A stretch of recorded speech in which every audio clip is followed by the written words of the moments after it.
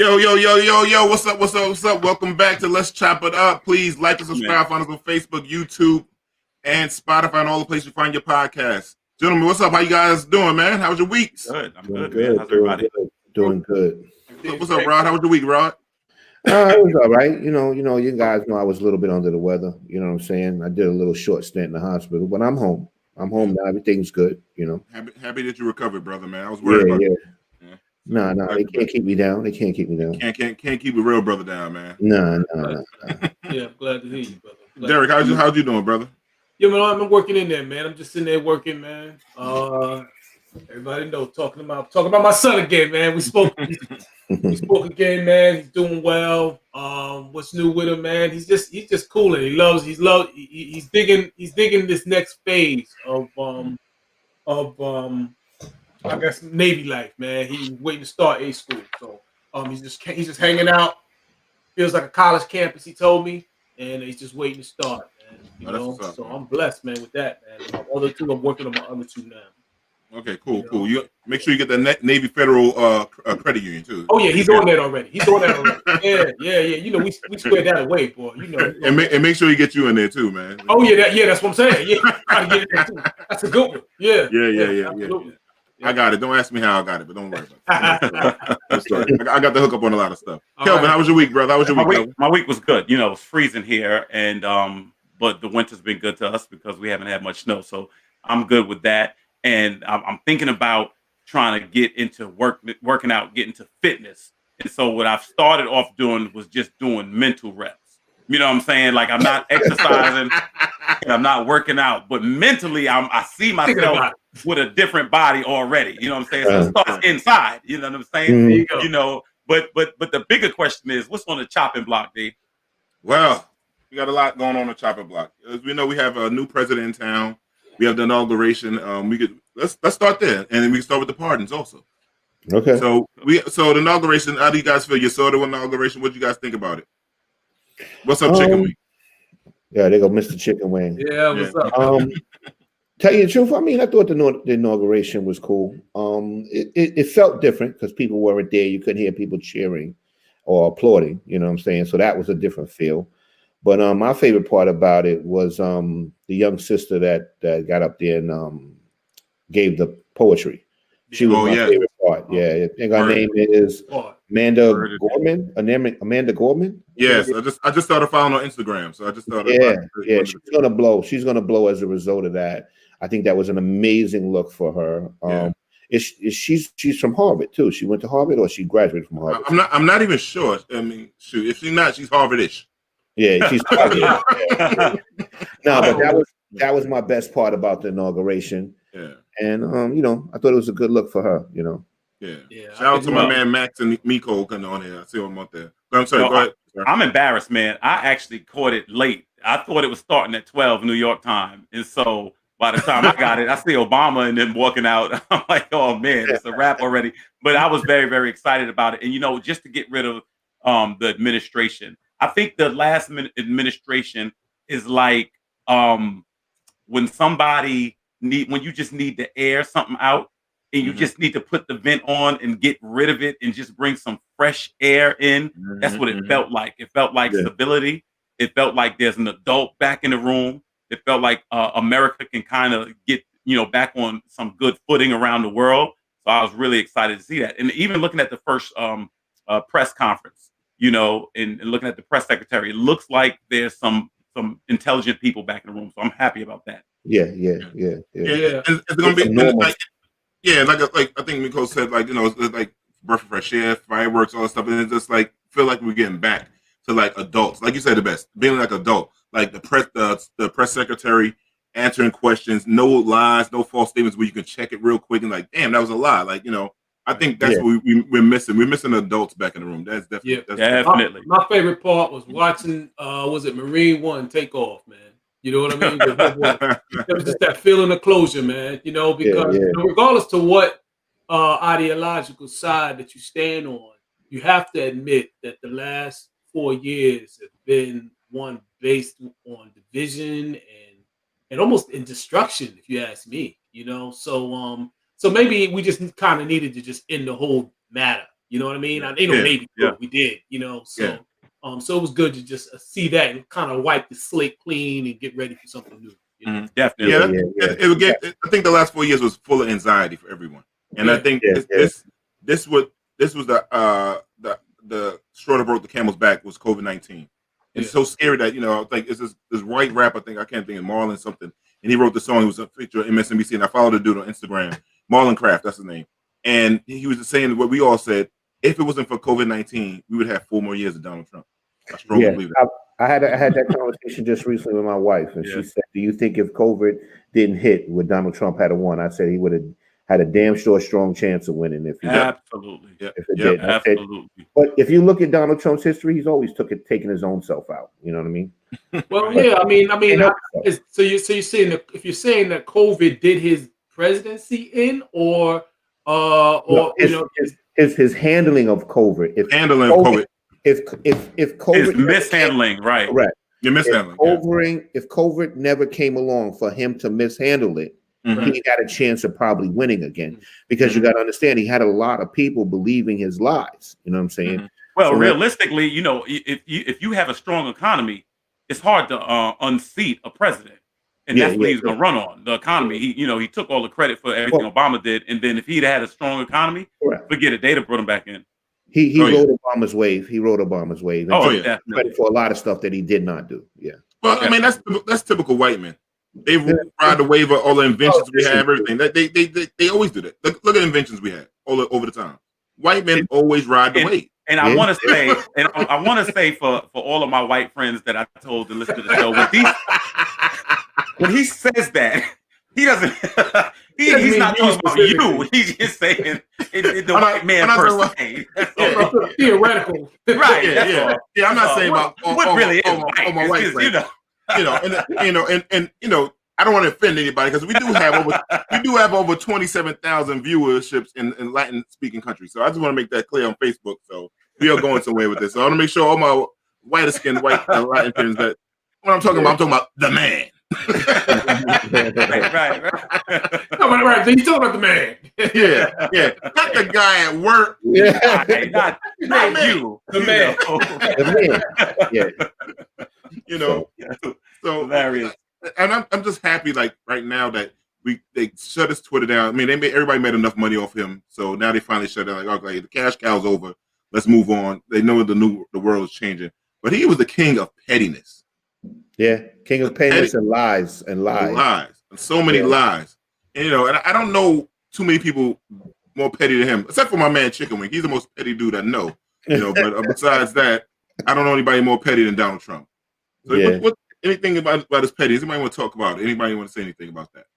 Well, all right. I was thinking about it. Something that I did that was really petty. This goes back to college, Virginia Union University. The semester I did there. And so, all right. So for people that don't know, New York and Virginia pretty much have about the same weather pattern. At the end of August, going to September, it starts to get a little cold or whatever. But we get there in August for school. New York school starts in September.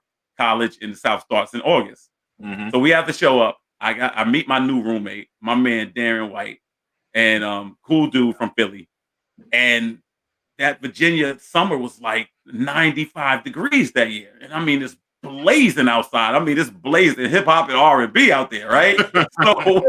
So it's real hot. So they had one thing the room did have was a little air conditioner that was kind of built, into the wall. They put it in somewhere around the turn of the century or whatever. And so, but the air conditioning worked. So my man Darren catches a cold.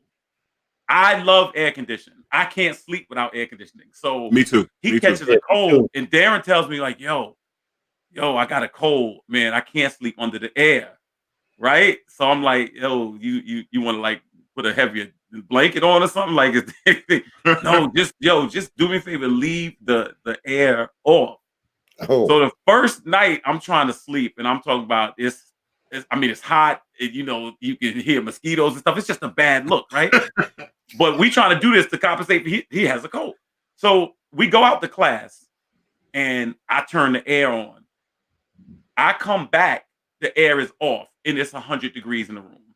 Wow. I got so mad, I kicked the air conditioner door in and broke it where you couldn't shut it off. And I mean, I literally kicked. It's like a little door that I kicked it in and wedged it so you couldn't get it off. And so he gets mad about it, right? And so while he sleep, right, I sneak and turn it up.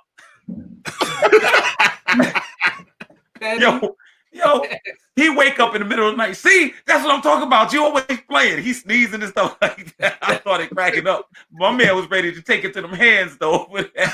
Now my man went from a cold to the flu, and I couldn't help him. Look, I know it sounds petty, but look, that's how it is out there. You know what I'm saying? Yeah. I don't blame you. I'm a fat man. I don't have air conditioning. It's over. It's over. I got to have the air conditioning, man. I don't have air conditioning. I'm sweating. I'm looking like one of the Leverts. If I don't have air conditioning. I'm wearing teddy bears, wiping myself all over. I'm worried up. You can hide from the cold. Just put more covers on, but you can't hide from that heat. That heat. That no Virginia heat. It was so hot you could see it. You could see the heat. I don't see the way. Everything looked blurry. Everything looked blurry. Like, is that a mirage? I'm like, yo, I got one petty story, and it's not me. This is our producer Jamie, right? We go to school in South Carolina, and Jamie and I used to throw parties, step shows, all kind of parties, right? So we had this one ass bitch ass friend named Claude. I don't care who get mad at me. He can't beat me anyway, right? So I'm sitting here like, yo, you just threw his name out there. I don't care. He's a bitch. He's a bitch. Straight bitch. So he always just try to clown Jamie at night, right? You know, when Jamie did things, right? So he realized how much money we were getting off these parties, so he wanted to put in on it.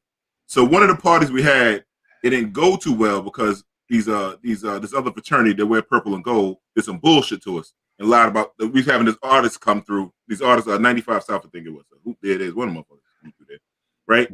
And so Claude thought he was on his money. So Jamie said, "Yeah, I'm FedExing it to you." Jamie gets a FedEx envelope, gets a tracking number, tells him what the tracking number is. So dude is waiting for this package to come. So dude finally get the package opened up. It ain't no money in it. No check, no money order, no nothing. Surprise! Just to get his ass back, and I'm glad because Claude's a bitch. Until 2021, you're still a bitch. So he spent the money to not give money. Yeah, exactly. Yeah, word up. Claude did some other foul shit to one of my homies, so he's still a bitch. Yeah, wow. So anyway, but that's my little upset moment right there on that. Well, Claude, check out our show on forgiveness that we did, Claude. I won't do this to anybody else, but that dude did some foul shit. So he's I don't give a damn about. I don't give a damn about that dude. And see, Chicken, we remember that, right? And Wing, I'm giving a short version of the story. Wing, I'm giving a short version. Wing know how the guy is, man. Wing know how to do this and whatnot, man. So, man. But what's up with you, Rob? Yeah, what's up? Huh? What happened? No, it was a the ride. So it looked like. What do you think about these criminal charges? You think these criminal charges gonna come with this Trump shit? I just want to get back on politics for one hot second before we. For him or the people that stormed the Capitol? Well, I'm upset. There's only 100 people got arrested. That's one thing. Yeah. So far, right? So far, I think there'll be more. Yeah. Yeah. They just locked up somebody for threatening AOC too. Yeah. That was that's one guy. Yeah. Not just threatening, like he's talking about threatening to kill a woman. Yeah, he said he was going to kill her. He was involved in the Capitol storming, and they arrested his behind. Mm-hmm. But I think there's going to be more people that they're going to arrest. They also announcing looking into opening some more investigations into Trump for some stuff that he was doing while he was in there. So I can tell you, we're going to be talking about that guy for a little while. So is the big problem basically, just so I can get an actual temperature of the country, the big fear is that if they don't do something, America might mean liberty and justice for all. Is that the big fear that would happen? Oh, okay. So everybody would have a chance to be included, and that would really just throw a wrench in the whole American plan, huh? Okay. Nah, I mean, I don't look at it that way. I mean, they can paint it that way, but you got to look at it like this, right? Those senators was inside that building when they stormed that Capitol, right? And Nancy Pelosi was in there when they stormed that castle. And I find it very hard to believe that Nancy Pelosi is going to let them get away with that. That's just. Oh, no, they have to make an example. If your government has any integrity, you know what it is? It reminds me of the rule of the street. I had a cousin that some dude like slap my cousin or something like that. Mm. Slap a female. Okay. And my other cousin who's street, they don't even get along with that cousin. But he came out and told the dude, I'm going to do something to you just because it's going to make me look weak if I don't. And at the end of the day, that's just what it is. America has to do something to them, else it makes you look weak if you don't. Look weak. That's right. That's why I don't see him getting away with it. Yeah. So, guys, let me ask you something. Since today's topic, we have stuff going on today about people getting body change and stuff like. We have a couple of doctors on today. Is it things that women could do that men can't do? Like anything? There's things you said. Do we think that there's things that women? Yeah, like we have people on there today. Some of the things happen. Women get their bodies done, stuff like that. But do you think it's things that men can't do that women can do, and they could do together? Things in general, or just related to that? In general, absolutely. I can name something that women do that men would never do. Okay. What's that? They wouldn't have a yoni party. Can you explain to people what a yoni party is, Ronnie? A yoni party is when women get together and steam their vajayjays. Yeah, we can't do that. No, I can't see a bunch of dudes say we're gonna steam our balls. Correct. We wouldn't get together for a ball basting party. Like, hey guys, come over and let's pour some warm water on our balls. We wouldn't do that. We can't do that. Women can get together and do stuff like that. So I'm laughing at Derek's face. I'm gonna tell you. I don't think we don't like change in the bathroom together. We don't go to bathrooms together, get up at the same time from the table and all that group stuff. Not gonna be any of that, you know what I'm saying? And we don't really just be complimenting each other like that. No, you know what I'm saying? Look at Derek's face. He's still in shock from that. Yeah. I am, because I just got emailed by all the sponsors. And they didn't cancel. They just said they need a meeting afterward. That's all. Oh, well, if you think Rodney's a bad, you want to hear mine? No, I don't know, dude. Oh my God! I can't wait to hear this. I noticed lately a lot of advertising for women getting their booty holes bleached. Men can't go do that. Yeah, I heard that. Yeah. There's no way.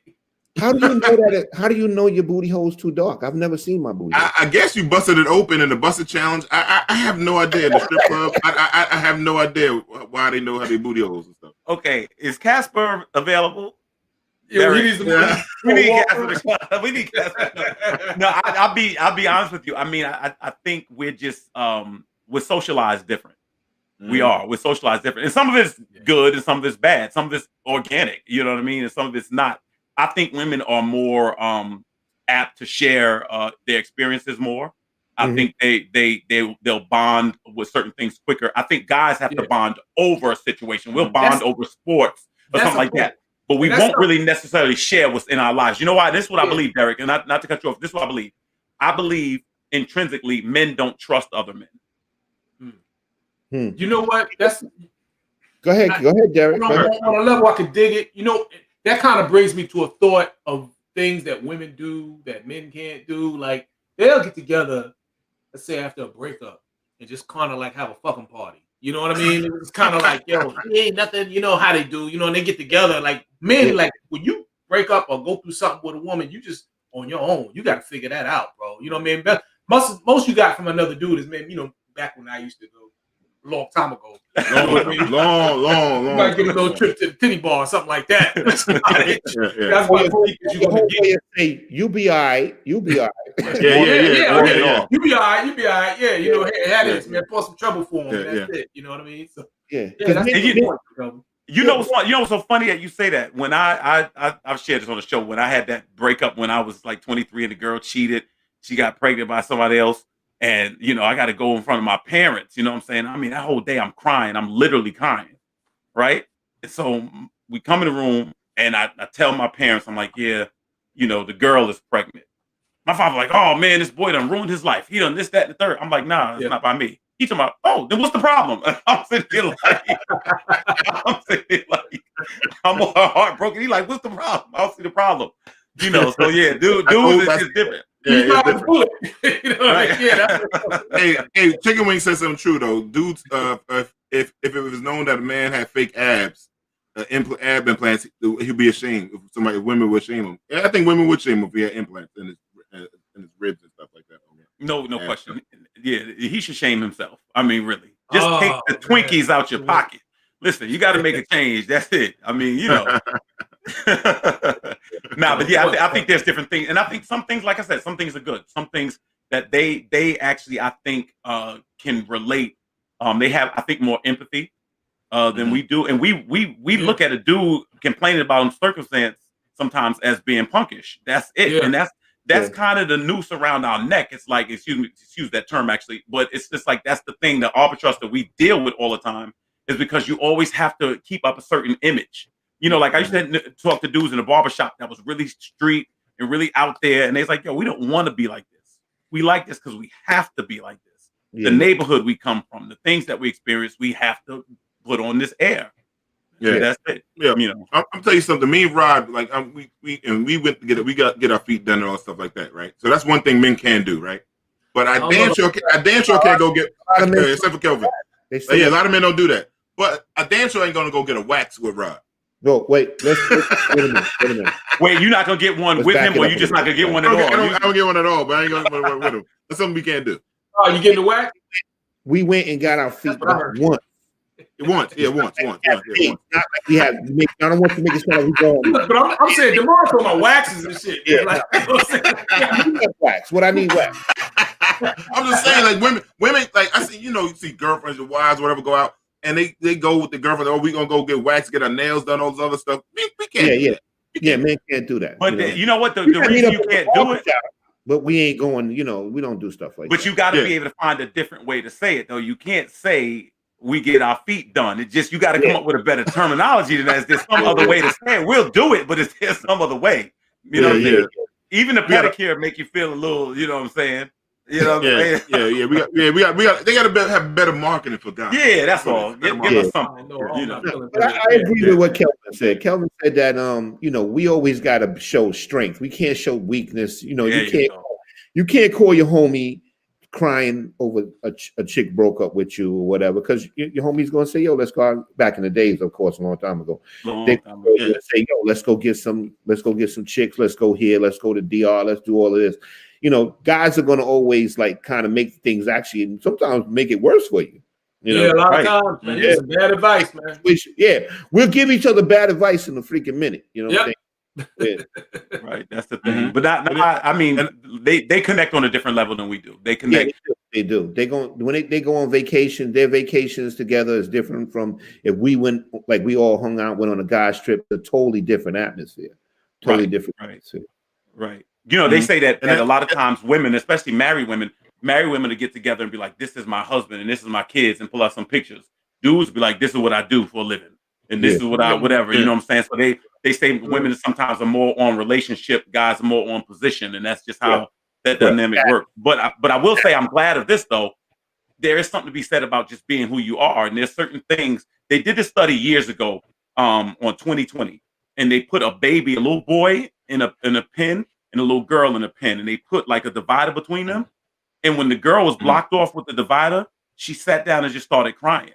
The boy started trying to bang it down and beat it, and I just think that's no disrespect. That was just his nature. In other words, if there was a barrier, he wanted to just beat it up. And the little girl, she saw it as a, barrier. And then, she was emotional about it. And I don't think that means something derogatory for women and something heroic for men. I just think there's certain innate things we're just made different for a reason. Doesn't mean better or worse. Did I clean that up right? Because I thought I was about to swerve off the road, but I came back. You're right. We still got our sponsors. One thing with I think Chicken Wing said, like, women could go get their lace fronts done together. Men can't get no lace front wigs and stuff like that. We can't go get no waves and caps and stuff. I can't go get locks and stuff like that. It just can't. It's not possible for us to do that kind of thing. So, have y'all seen this tattoo hairline thing? No, man. Dang, man. I want to what? The tattoo hairline thing, man. That might be something. A lot of cats are getting that. One of our guests, Yeah. So real quick, I mean, so we talking about all the stuff like that. We do have our first guest about to come on in like a few minutes right after this commercial. So Derek, can you bring us this commercial? You're gonna talk about all that kind of stuff with body enhancement and just people having self-love for themselves and doing things they want to do that'll make themselves happy. So Derek, bring us our first commercial. Hey, yeah, man. We just got let's check it out. You know what I mean? And let's get into it, man. Jamie, run those commercials, man. Run them, Jamie.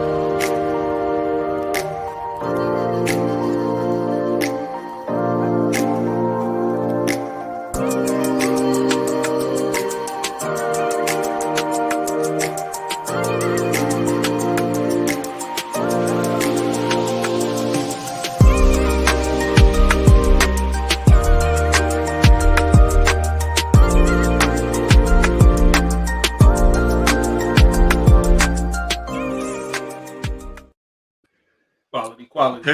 That's good. Yeah. So our first guest is a doctor that helps out a lot of women. I guess a lot of men. We'll find out tonight. She helps them with their goals, what they want to reach. Some of them have their New Year 2021 goals. Some have goals before. Some people want to have different changes. They wasn't feeling good about themselves. So I love that the work that she does. She's a good person. Her name is Dr. Bartholomew, but we call her Dr. B. So Jamie, can you bring in Dr. B? Hi guys, how are you? Hey, Dr. B. How you doing? How you doing? Okay. Good seeing you again, Dr. B. Same So Dr. B, can you tell people a little bit about yourself so that people understand who you are and your credentials and stuff like that? Yeah. Sure, not a problem. So my name is Dr. Djenane Bartholomew. I have a let's just say, I have a doctoral in nurse practice. I've was a registered nurse for 15 years, went back to school to get my doctoral degree in nursing. And from there, I started, thinking about something. I wanted something different. I wanted, after labor and delivery, home health, I wanted something different. And I myself had some surgeries and had some enhancements, I should say, not surgeries, some enhancements.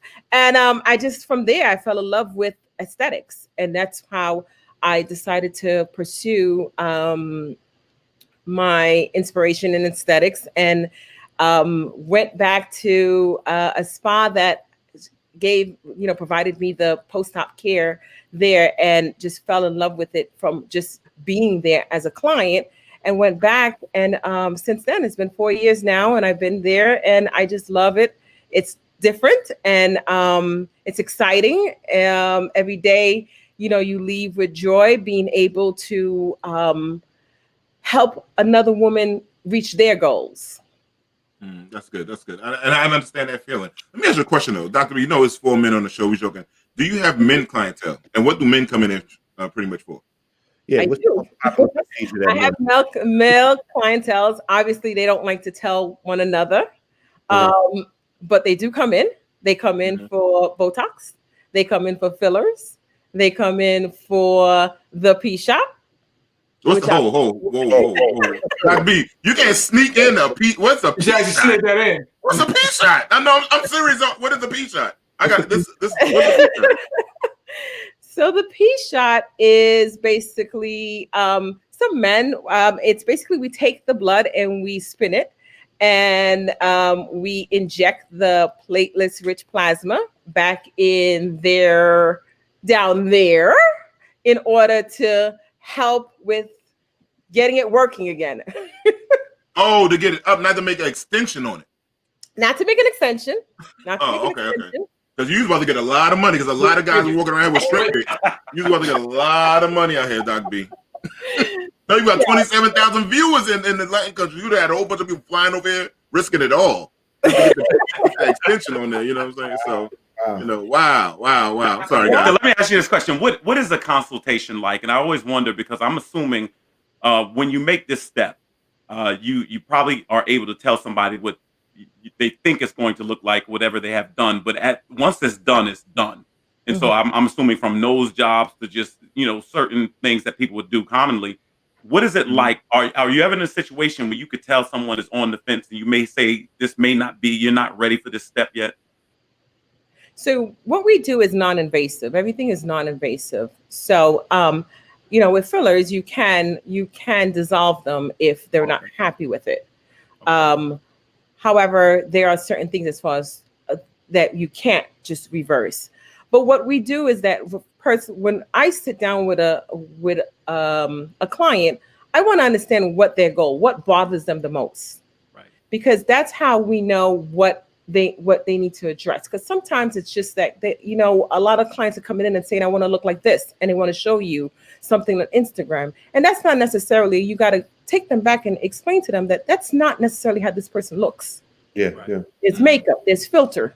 Yeah. So, and we have to get them to understand that you want to look like you. You just want a better version of you, not necessarily want to look like this person, because no one looks alike. That's why we're different. So by the time we have this conversation, and we most times what the wishes that they're coming in for, they realize some of them that yes, we can. And if we can't help you, we tell you, straightforward that we can't help you, because we're all about giving you results. We're not about as far as giving you false, because, if you have someone that comes in and wants to lose weight, and they want to do something that, that's not going to really achieve that it's really that you have to go the surgical route, we then will recommend and give you a couple of doctors that you can go, surgical coordinators to go take that path down, go down that path. So let me ask you a question. Like, I have a few homegirls that got the fat transferred to the butt part of that. Now, what goes into all of that? Like, after you get do you have to gain a certain amount of weight to get the fat transferred to that part? And then what's the recovery and all that stuff? And what do, like massages, anything like that they have to do? Yeah, so that's surgical. So when they come in and we see them pre-op, as far as if they have their hemoglobin is low, we offer IV drips in order to get them ready for the surgery. Then we see them post-op with my partner Plasty Muñecas on Sunset Park, where different modalities help as far as helping them recover. Because a lot of people, they know just about the surgery. They get the money up for the surgery, but they don't understand that post-op is just as important as having your surgery. And you see it. You see people that had the surgery and did not follow post-op massages, or did not do any kind of follow-up after, just had their healing process is different. They develop certain things that, that could have been prevented. And slowly and surely, most of the doctors are seeing that, and they are encouraging their clients in order to get post-op. Got you. Anybody questions? I got one, Dr. B. Dr. B, do you find that most of your clients that come in there, they're getting procedures done mostly for themselves, or they get procedures done based on things that they see on the internet or for significant others? I want to say at least 50% are getting it for themselves. They're ready to make that change. They're ready, whether they're coming out of a relationship, whether they're reaching a milestone of an age, that they're really, they're ready to commit to change stuff about themselves for themselves. So do you feel like the social media influences a lot of people's decisions. Absolutely. I do think that, because you're seeing that on the social media, Instagram, they're seeing the bodies. So of course that also creates the interest. And then they're understanding that there's many avenues, because prior to that, a lot of people was, whether they were traveling, overseas, now they're going state to state. So they're looking at different doctors' works and understanding what it is that what is their desired goal. So speaking of what you just said, of going across seas, what's the difference and what's the pros and cons you think of people that are going to DR, Colombia, or Brazil? When we saw recently, like Usher Raymond's mother passed away, I think. No, Kanye West. I'm sorry, Kanye West and Usher's Raymond's wife and stuff like that. And I had a family member and a few other people I know that went to DR and that things didn't go right. So what is the pros and cons of that? Personally, and why do people go? Why do people go to a country? Say that how I had one of my surgeries overseas, so I went to DR, and I think that how it's what you want. You have to research the doctor, whether they be in U.S. or overseas. You have to do your research. What I find that how for me is that how the New York doctors are great, however, the contouring, the body that that especially us African American are desiring to have, that I find that how it's not somewhat the overseas have more, that they're more advanced with that.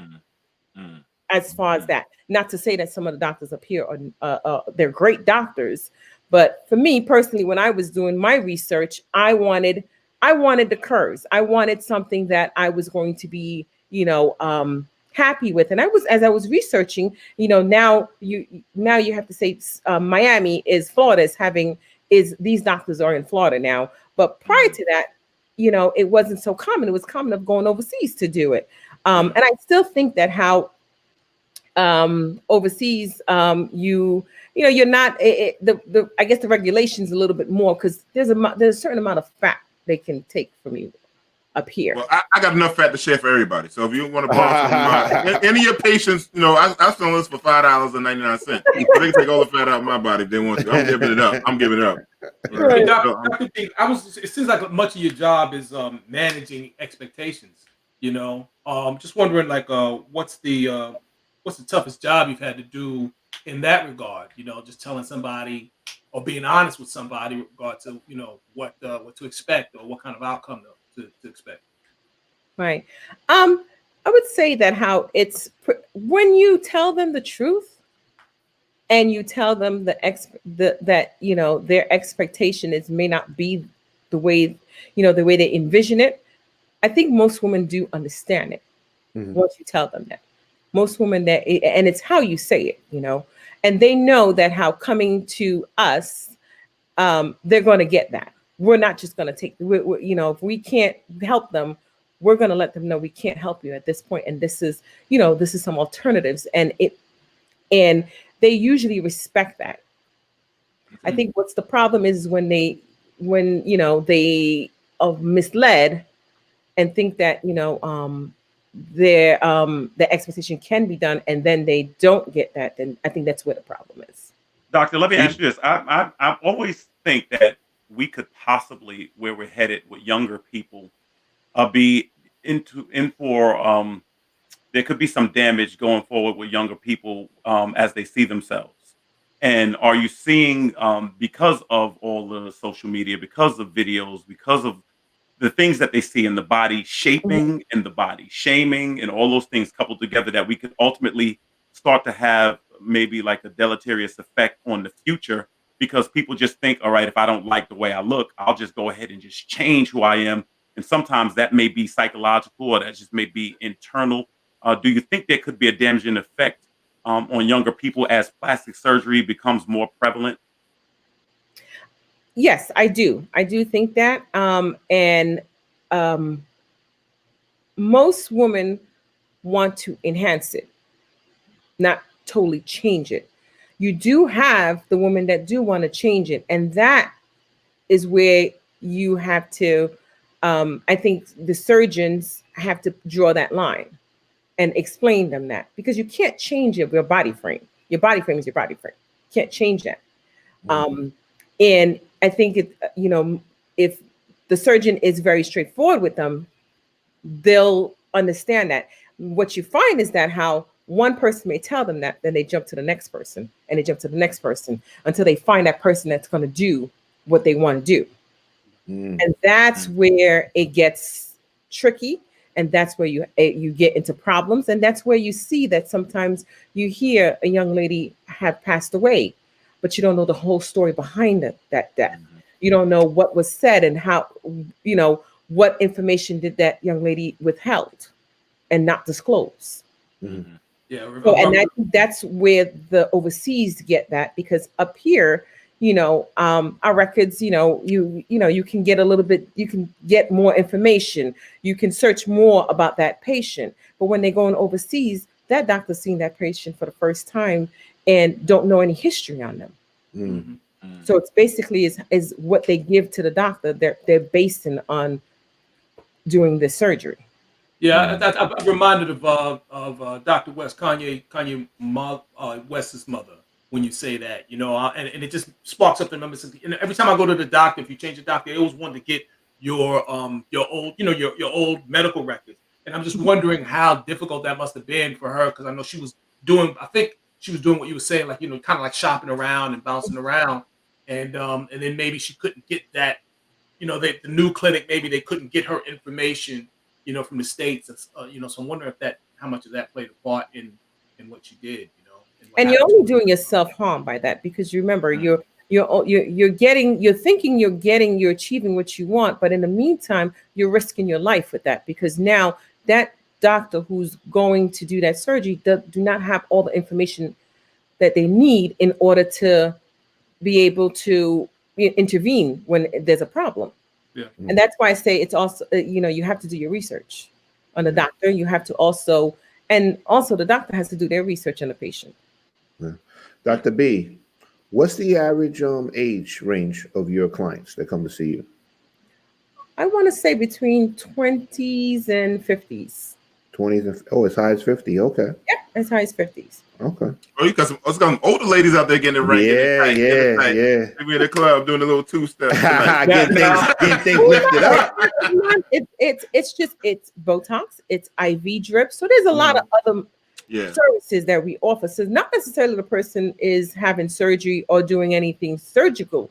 They're coming in just to maintain wellness. Is there a good time for a woman to, let's say, have a tummy tuck or some sort of, relative to maybe another time? Is there a good time if let's say it's something that she's thinking of doing or considering, is there a better time to do it? I say it's the time that you feel that you're ready and you're doing it for yourself. As long as you're, don't base on your on you doing this to look like someone else. Do it based on if you're ready. What you want to see. If you're, you're ready. This is, you've had your children. You want to take care of you, or you want to get a jump start of your fitness goals, because a lot of people, because remember, once you have the surgery is not it. Just having the surgery and that's it, and then you continue going back. Because that's a lot of trauma to your body. So you don't want to just keep on just having surgery. Surgery is not lifestyle. It's not just just to maintain yourself. That's not the way. Surgery is to accelerate it, but you have to maintain as far as healthy eating and exercising, and also your body. You gotta, because you keep on doing that surgery to your body. You're gonna look small, but your skin laxity is gonna be very loose, and you're not gonna be happy. Yeah. We have a question. We got a question from Marsha. Yeah. She wants to know what did you have done and how did it change your life? How did I figure that someone was going to ask that? So I have 3 kids. After my 3 kids, I before I turned 40, I wanted to be able to have a tummy tuck, and because with everything, age and everything, so I had my tummy tuck done. I had it overseas, and it was something for me. I wanted to be able to, when I looked in the mirror, that I was happy with what I seen. And although my husband was very much against it, but it was about me. It was for me, and I'm very happy that I did. And if I had to do it again, I'll do it again. If I had, because I'm very happy with the person that I see in the mirror. So, Dr. Let me ask you a question. So, if somebody has like one of the bypass surgeries or something like that, and they have like will they get a tummy tuck after that? Because know that now they lost so much weight and they have everything like that. They will get one in the arms and all that stuff. Okay. And probably the $1 million question a lot of people probably want to know is how much does some of this stuff cost? What's the price range, and how can people pay for it? And is it payment plans, credit, or insurance and stuff like that? I'm just saying, we got certain kind of folks watching. Is it a GoFundMe? Can you put it on? Can you put it on layaway? Yes, you can. You can by saving it up until you got your money's right and go and have the surgery. So it all depends. It all depends where you're having it, who's the doctor. Obviously, if you're doing it here, it's going to cost you more. That's just the way it is. It's going to cost you more if you're doing it here. If you're going overseas, it's going to be cheaper, but not, you also got to factor the fact that you're traveling, you're staying over there, you have to stay in a recovery house. So it all adds up. Mm-hmm. Yeah. So you might wind up paying over there what you would pay here by the time you pay for the stays and travel and everything. You think is it that much of a statement, or does it come out to about the same? Probably not, but then you also gotta factor, like I said, you gotta factor of not just the surgery, you gotta factor as far as your post-op care. And I think sometimes some ladies don't understand that. They don't budget for that. Well, let me ask you this one question I've always been curious about. When someone gets something, let's say it's breast enhancement or the gluteus maximus enhancement or whatever, does it feel natural or does it feel synthetic? I can speak on that. From what perspective? Long time ago, I used to be in the strip club. Bad, Dr. B. Bad. I was a bad man back then. Okay. So all right. So 2-part question: how does it feel to the person itself, and then the person that I guess is in a relationship with them? So does someone lose sensitivity on certain parts of their body? It all depends. Sometimes you do. As far as if, sometimes it's not guaranteed. So if you have breast enhancement, it's not breast augmentation. It's not guaranteed that you're going to have the sensation. Sometimes some people do lose it. But as far as it varies with everybody, and it varies with the skills of the doctor. I mean, sometimes you can see a woman naked, you'll never knew that she had surgery. It's all the matter.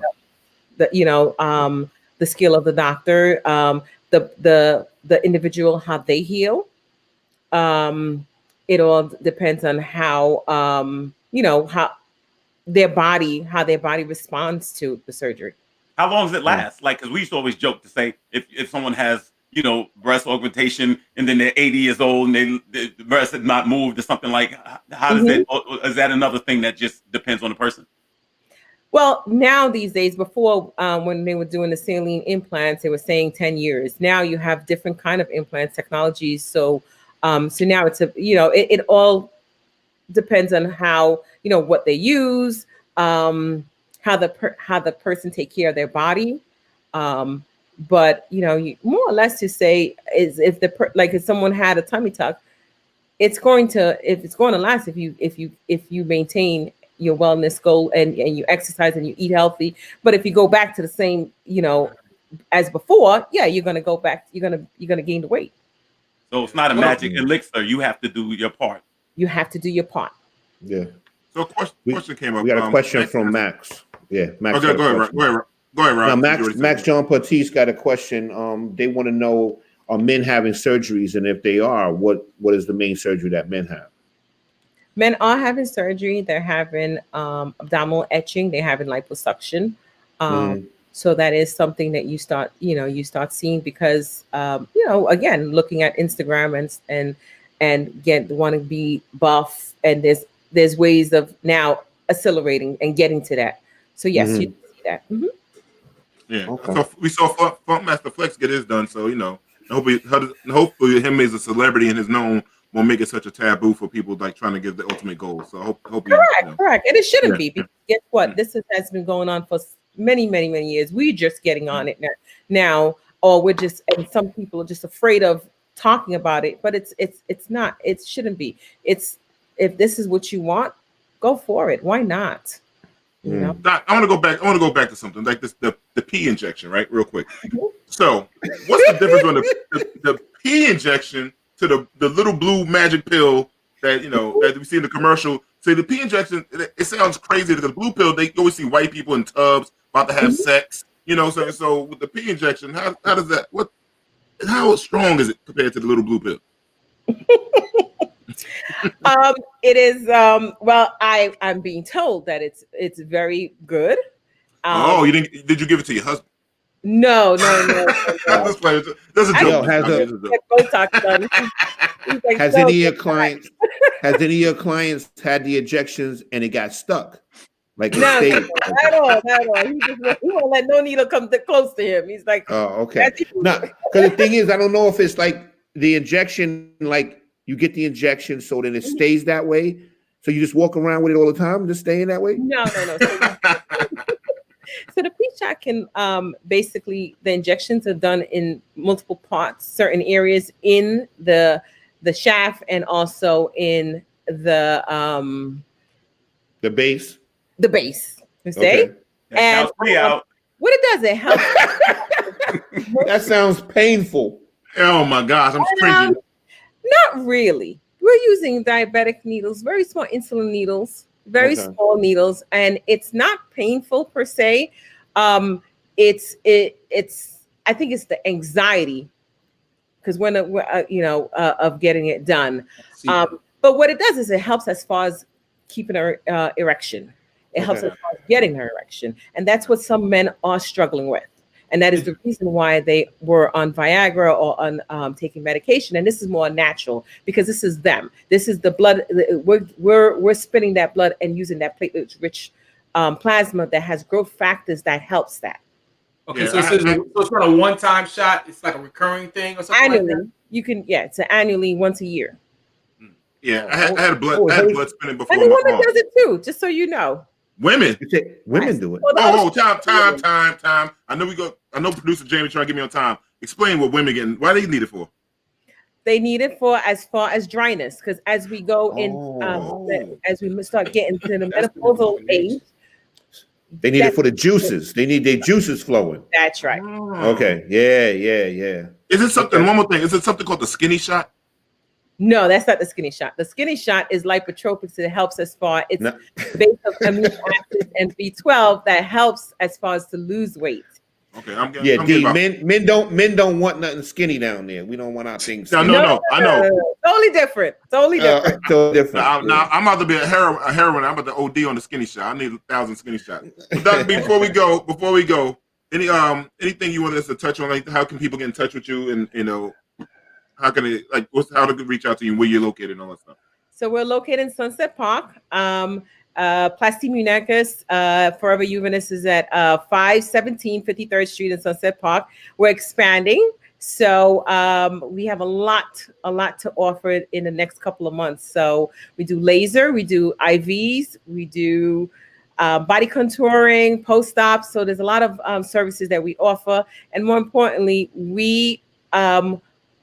we're not, we're here to take that journey, and we know it because we have done it ourselves.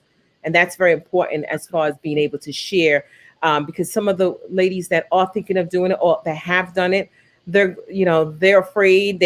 So we from experience, we can share our experience of what to expect. Wow. Doc B, I'll tell you one thing. You're going to have more black men lined up for the P shot than the COVID-19 shot.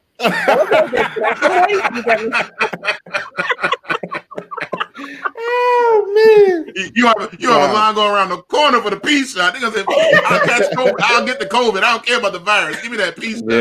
Yeah. Right. Some people might get in line twice. No, Doc B, thank you so much for coming on today. You was a great guest today. Thank you for informing the people. They can put it real simple so people can get it. We truly appreciate you. We love you, Doc B, and hope to see you soon when COVID ends in person again. Thank you so much. Thank you, guys. Thank you. Have a great night. Thank you. All right. Have a good night. Thanks, Doc. Take care. Yo, that P shot is going to change the game, kid. They about to get another game. About to get some old players back in the game. Facts. I'm about to, like, shit. Everybody gonna throw their hat back in the game. What the Chicken Wing said? Chicken Wing said he needs the P shot and his little arm. Got a little straight arm. We ain't gonna be walking around like this all day with that little arm, man. Yo, dudes gonna be using their stimulus checks to get the P shot. I know. Yeah. Producer Jamie in the chat. Can you tell me if Doc Bell is back? So I'm not sure. Oh man, Jamie, funny. Is she back? Not yet. Okay, all right. So we keep on going with it, man. So what did you guys take away? What's the biggest thing you took away from? I mean, there was a lot to take away from it. I'll say this. What I thought was interesting was she said that her husband didn't want her to do it, and you all are married men and about to be married men. I'll say this. That would seem like, although you're an individual within a marriage, I would think that would be a relationship decision. That's what I would think. I would just think theoretically. What do you guys think about that? It's definitely something that you would discuss, as a couple. I would say, I'm not gonna lie, I might be like him, I might be a little spooky about it, you know what I mean? I'm just kind of funny about elective surgeries, period. I do love my wife, obviously, and I care very much for her well-being and everything. So I don't necessarily know that I would be like, oh, well, go ahead and get it, because it makes you feel good, I get it, but don't do it for me, So I don't know. But we would definitely have to discuss it, man. We would definitely have to discuss it. Yeah, I'm all for whatever makes people happy and whatnot. You know what I'm saying? Like, if it's gonna make you happy and get you to your goals, and some things are done for health reasons too. Like, when you talk about the bypass surgeries and stuff like that too. Like, people blood pressure, sugar issues, and stuff like that. So, whatever makes people happy. I just know my man Chicken Wing is gonna get this P shot in his arm. So I can't wait to play catch with him. Chicken Wing, don't be trying to blow me up like that. You can't tell women what to do with their bodies. This is what it is. You can't. But I think I think it's a two-way street. Like, if you come home and tell your wife, I'm thinking about getting a tattoo on my face, that's not gonna go over well. I mean, I'm just saying, like, it's still your face, but I can imagine, She might say, get matching tattoos or something. Yeah. You don't know if I had a right. But I would think it'd be something agreed upon. That's I think the only time I'll say this, Chicken Wing may be right. We go ahead. So listen, we got our next guest in. This sister promised me she can make my hair grow back. I hope so. She can. I hope so, because I want to get my weight. I'm gonna start spinning. I want to get my Morris Chestnut look on their asses back. I'm gonna be in these streets. But our next guest, very intelligent sister. I got to know over the last few days here, and I can't wait to see what she could bring and help out and talk about what the stuff that she does for people and how she helps them reach their goals. So, Sammy Jamie, can you bring in Dr. Bell, please? Dr. Bell. Dr. Bell. Dr. Bell's still in the office. Oh, yeah. Can we take over the office? Hey, Dr. Bell. You're on mute. You're on mute. Oh, there she goes. I'm here. Hey, Dr. Bell, how you doing? Hi, guys. How you doing, sis? How you doing? We see you still in the office. You're still doing your thing. It's my business day. I'm so excited. Guess what? I had to leave the camera to jump over there to do some lips. Some lips? Okay. Can you show us here? My patients, they wait for me. They'll stay all night. They still there? It's her first time coming. She followed me on Instagram for 2 years. She's a beautiful 31-year-old. And she is getting her lips done for the very first time. Oh, wow. I wish we could see you do that. That would be great. I thought about that, but I didn't want to interrupt. But you can see her after. Okay. All right. Oh, so you already did it right now. I just did. When you were looking for me, I was over there. I jumped in the room to do her procedure. Well, you're the hardest working woman in show business right now, yeah, man. absolutely. Absolutely. The grind don't stop. I'm looking at it's 8 o'clock at night and she's still grinding. Yep. That's amazing. It sounds really simple. Duty calls. Duty call. So, Dr. Bell, tell people a little bit about yourself, your background, and how'd you get into the business of what you do?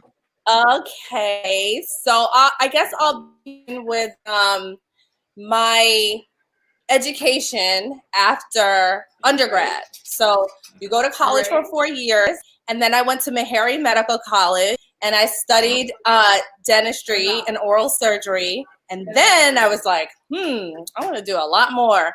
So I was doing a lot of oral surgery cases on my patients and implants and really in-depth surgical procedures like bone grafting. And like Dr. B mentioned at PRP, we did a lot of grafting and surgical grafting. And then there were like issues that would occur. So things would be a little asymmetrical and not so even. And then you would restore a mouth or the oral cavity with bone, and structurally, like a patient still needed some fullness. So we, with aesthetics, were able to add fullness and soften someone's look. So when you think of, I'll give you a great example, an edentulous patient, which is someone that has no teeth. They look very sunken in, right? Like you think of their mouth and it begins to just fall. Crackheads in the 80s. Crackheads in the 80s. Go ahead. That image, right? Yes. So how do you restore it? Sometimes, just the actual addition of an appliance doesn't do it solely. So now with injectables, we get to lift cheeks. We get to, fill in voids and lines like nasolabial lines, give people fullness in chins. I do a very popular procedure now. You guys were asking, like, what's popular out there? And we're talking about butt enhancements, toning up bodies. We have an M-Sculpt machine. But now we have the addition of threads in the industry. So we place surgical threads, and I can do a facelift, and it's non-invasive, and it begins to lift and tighten. And I think one of our best examples, I've treated quite a bit of celebrities. We've done from Love and Hip Hop, Yandy and Jonathan, and we have some fun, great patients. One on Medina Melina. And I actually should send her a congratulations. She just became a grandmother today. And yes, so those procedures are very popular in the industry. Mm-hmm. And, these, our clientele, our patients need a quick fix and a quick lift. And they can't afford the time. They don't have a lot of downtime. They have to be camera ready. Yeah. So we do a lot of procedures that, if they were to opt for a full facelift, the healing time is like for a procedure like that. And then there's also like just the evidence of getting work done. So they like doing procedures, but they're subtle and you don't really know what they had done. So there's a lot of speculation behind those procedures, but they're great. Dr. Bell, are we trying to beat father time? Are we competing with age? Or is that something we're trying to do? Because I always wonder what is the end game? Ultimately, we do age and things change. Are we trying to prevent that? Or are we trying to slow that down? Or are we trying to circumvent that process? In that, what do you see? What do people want when they come to you? Because I had a discussion with someone today saying, if you're 50, you can't look 25, or if you're 30, you can't look 20. Is that something people are trying to do, or is it just slight enhancement? What do you think? People are definitely trying to beat this aging process. Why not? How's that going? Yeah, so here's the thing. Think about our parents. They were not privy to procedures like this. It was either you opt for surgery or you just looked your age or beyond that. And nowadays, we have a nice alternative. So you get to, listen, I've been in private practice now solo for 20 years. And my claim to fame is, that I've maintained my look for this long. So we learn with all of these nuances in aesthetic medicine how to restore our looks, how to restore your skin, how to rejuvenate it, how to resurface it. These procedures are essential and really, really important. And we're learning a lot about how to not reverse the aging process, but how to, maintain your look. So I think that my practice puts an emphasis on people looking like their best selves, not everyone looking like the same person. So, we want you to look like yourself, but a more restored, youthful version of yourself. So speaking of youth, right? You and I talked this week. You say you got something that can bring this back. Can I get my 360 waves back? Oh, I kind of remember this conversation that we had. I think you were telling me, I was telling you how I pledged back in the day, aka like our new vice president. All right, happy Founders Day, happy belated Founders Day, happy belated Founders Day. So, I'm on Blue Fly. Go ahead. Yeah. So we do a hair restoration procedure, and so this is nothing new. So let me just tell you guys a little bit about how my practice segued into from doing procedures like I was mentioning, like bone grafting, into more Medi-Spa style services, including hair restoration. So it's a natural progression. It's not just something that's gimmicky and I just decided to wake up and do one day. So with your blood, we know, due to the advent of stem cell research now, that you can restore and revitalize areas in your skin and your hair follicles all over the body. With athletes, when they're injured, right on the playing field, they're given injections of plasma a lot of times to deal with the pain. So this is platelet-rich plasma is not new, and it's used for multiple procedures and more than likely to just help restore different areas of the body. So when it comes to the hair follicles, if you waited a very long time, it's not guaranteed. It becomes a more difficult procedure. But if you're going through the process of shedding, it's a good time to start receiving treatments. What we do is we extract blood, usually from the arm, from your brachial plexus, and then we centrifuge it in a machine, and it separates the red blood cells, your RBCs, from your plasma, which is rich in proteins, and that's the good stuff. So it looks yellow when we inject it, and we take that and we inject it. I love this procedure, and it's very popular. It's all over the face, and we do a lot of facial tightening with it. When you have bags under your eyes and they're gray and dark, we can make them look brighter and plump. We can plump out lines on the mid-face and just restore your face so when you smile, your skin texture looks very smooth, no wrinkles. If you do the procedure over time, meaning like every couple of months, or you do a few of them within a year's time frame, you actually start to extend the tissue. And so it builds collagen, and it does make you look more youthful. Guess what? You can take the same procedure and inject that plasma in the scalp and then energize your hair follicles. And we sort of, like, in the industry term it like waking them up. So they begin to die and they become dehydrated. And then we are able to restore them. So I even, like, on our Instagram feed, we have a picture of someone that I treated right before the pandemic. Within 4 months, he sent me the photo. He had a full head of hair, and we caught him. I can't wait. Wait. Yeah. Hey, listen, doctor. We have a question here. Someone's asking. We've had some doctors. They continue to give their patients additional treatments.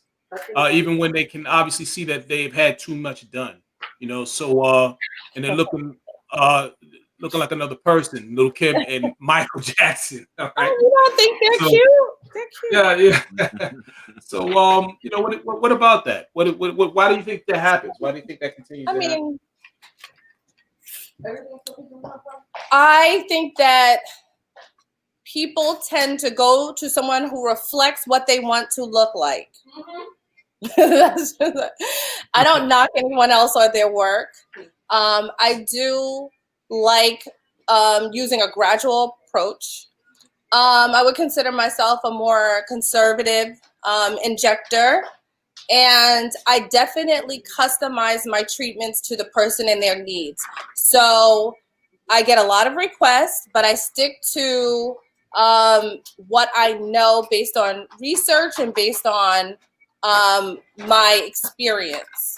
And I think it's very important that you get people based on their skin texture, their age, their mental and medical history. Their medical history is pertinent, so everyone can't receive everything, but I try to customize it based on their needs, and I explain that to them thoroughly. So I really don't have issues with people deviating from my treatment plan or going with a very exaggerated, unnatural look. I notice that I think that a lot of times that what we see like on social media, it's filtered, it's artificial, it's inflated. That stuff is not even real. So, people get obsessed with things. I'll give you a good example. I have a patient that's really popular. She has a #2 hit show now on TV under Power, which is Darcy and Stacey Silva's show. They're from 90 Day Fiance. So she filters everything. She's a friend of mine. She loves to filter her pictures. And people love her look. Like, they want to look like her to some extent. But we have to remind them, because we get patients that come in because she comes here. And they'll say that they want to come here because Darcy came here. But she filters herself. We know this. Everyone knows it publicly. She discusses it. And we have to remember that, the Kardashians and the people that we sort of put on a pedestal pay a lot of people to make them look good. So there is an exaggerated perception of who they really are or what they really look like. And if you keep that in mind, then you'll understand that it's more important to maintain your look, but there's nothing wrong with tweaking slight imperfections. Dr. Bell, I got a lot of stripper friends. I had a long time ago, a lot of stripper friends, right? Long time ago. And some of them are older. Like, I'm almost 50. Some are older now. They get all this stuff. They look right in the face, look young like you, but their hands look old. Is there anything they can do for their hands? We do. Their hands look real like a witch. Oh my God. What do they have for the hands? Can I have a glycolic moisturizer? You got what? Product line. Listen, we will talk about all your products. I might need some. I'm gonna need all them products. I'm coming to see you. I'm gonna get this back. You have to. I'm gonna tell you about this one product. Yo, D, it might be too late, man. I know. What? What's for the hands? What we got here? My stripper friends need them bad. They 55, 52 years old. They need them bad. Okay. So our product, this product. I'm so sorry. You guys are hilarious. This product was just featured in Us Magazine, US Weekly, In Touch Magazine, Life and Style Magazine, and Star. Okay. So the product was released because of its popularity, because it works. So literally within days, acid in it.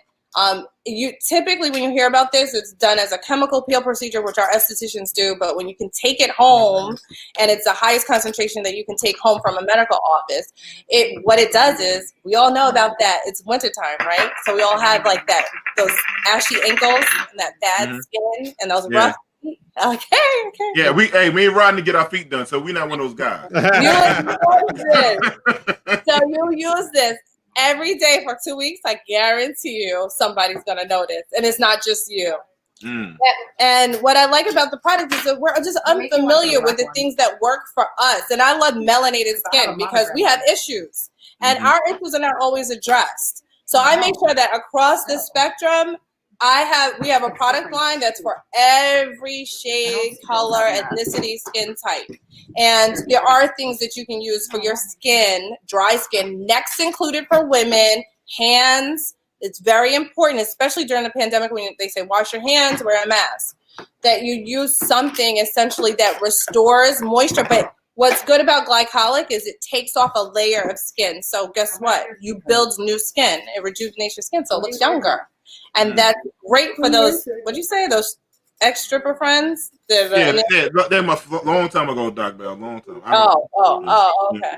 Yeah. But Dr. Bell, let me is there a particular entertainer that people come to you and say they want to look like? I hear a lot of people that get to around the 50-year mark that say they want to look like Jennifer Lopez. She seems to now be the person that people say she looks great at her age.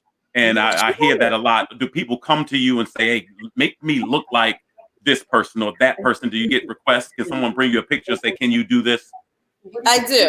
I still I get some J-Los, not so many, but I get a few of those.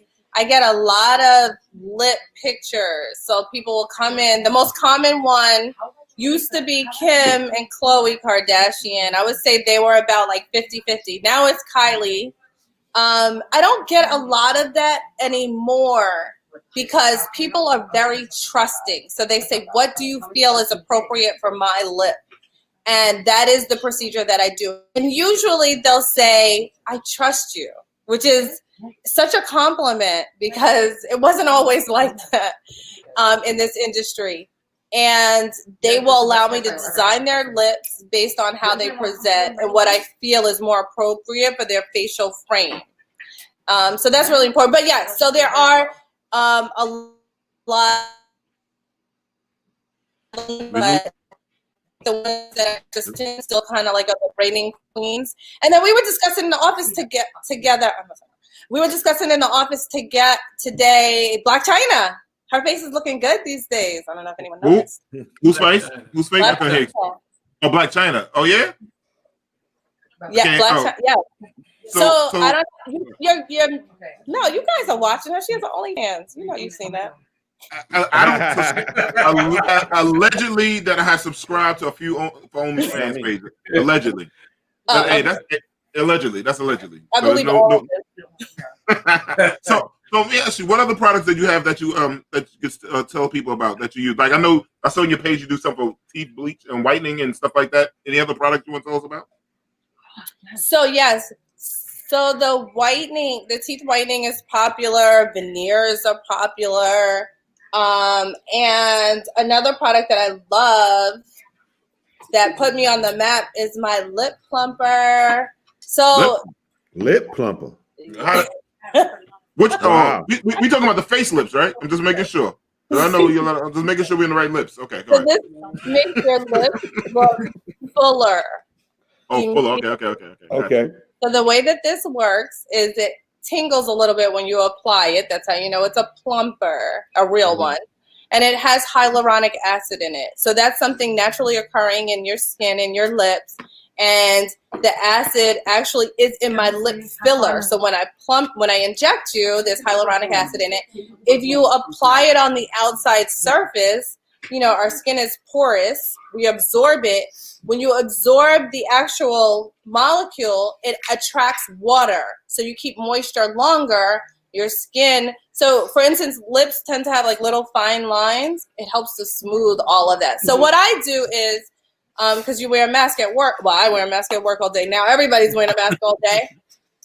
You have these little, my lips get very dry from wearing a mask. I apply this in the morning as soon as I wake up. And then I allow my lips to absorb it. I don't apply it again. It actually is a gloss, so it looks really nice by itself. And then I can literally go the duration of the day with my lips just looking smooth and full because I sell lips all day, right? Mm-hmm. Part of my image. So lip doctor. Where can people order your product from? How can they get your products and stuff like that? You can get that.